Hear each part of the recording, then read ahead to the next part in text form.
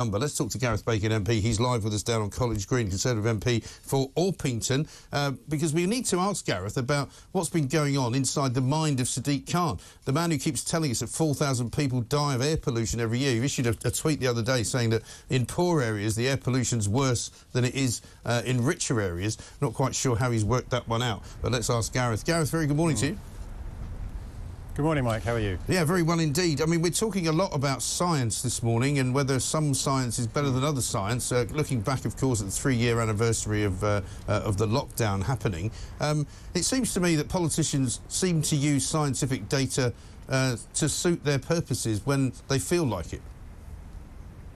Well, some do. I think that's probably fair to say, because the thing about science is that most people in this country are not scientists, so they would find it very difficult to contest it.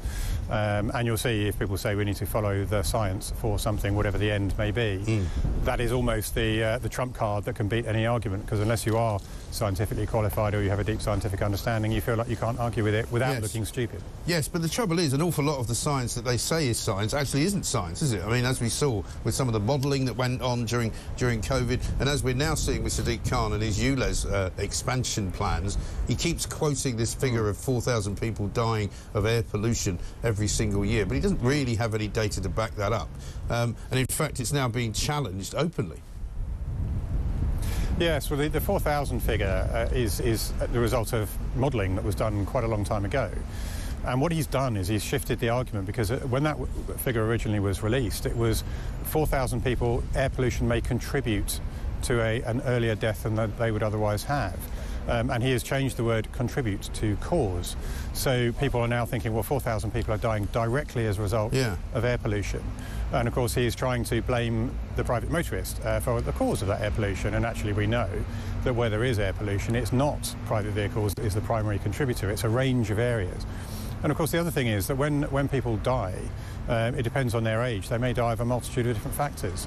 So, for example, in my own borough, the London Borough of Bromley, he likes to say that 204 people every year are killed by air pollution. Well, that's not true.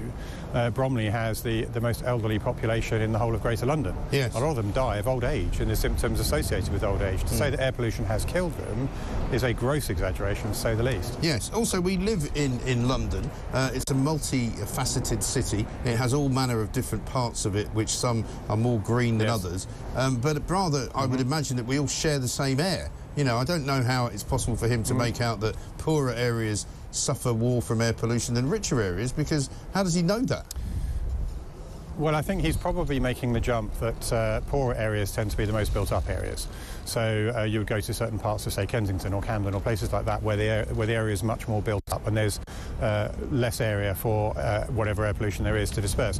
If you were to come somewhere like Orpington, 2/3 of it is green fields. If you looked at it from an aerial map, you would see a sea of green everywhere. Right. So any air pollution that is generated, it's easier to dissipate. So I think that's probably the argument that he's making, but I haven't seen any scientific data that he's produced that backs that up. Well, exactly right. But also, the air isn't really contained, is it? I mean, I'm sorry if I sound a bit unscientific here, but, you know, I've lived in Camden, and you can walk down Camden High Street, and you can walk for 10 minutes and find yourself on Primrose Hill, where it's rather nice. Now, it may well be that because you're standing in the middle of a road that you're getting more exhaust fumes there, but I don't know that, you know, as a borough, it's suddenly more polluted than others. No, I mean, there are measures that have been done, I think, by Imperial College, and they do rank the various different London boroughs. So I know, for example, that the London Borough of Bromley has marginally less clean air than the London Borough of Havering, but they're numbers 1 and 2, respectively, in the whole of Greater London. So it will vary from place to place, but, you know, it has occurred to me more than once. I listened to Sadiq Khan talking as though we're all living in this sort of gigantic gas chamber where we're all breathing in poisonous air. It's going to terminate our lives. I'm over 50 years old, and I've lived in Greater London for just about all of my life. And I've worked in central London since I was 18, and I don't seem to be dead. So I can't quite work out how he is making that leap. And of course, he lives and works in central London, and he's older than me. So, you know, his argument seems to fall down the minute you start probing it. Yeah.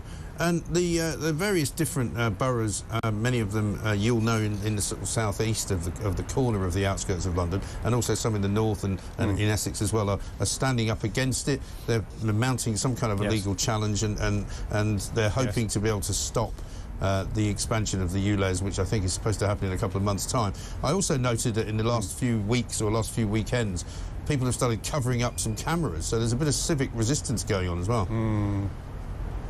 Well, there's quite a lot from what I've heard. I mean, I've heard about cameras being covered over. There was an amusing photograph of a cardboard box that had been put over a camera somewhere with "Stop electing idiots" written on it, which I thought was marginally entertaining. I have heard that cameras have been vandalised.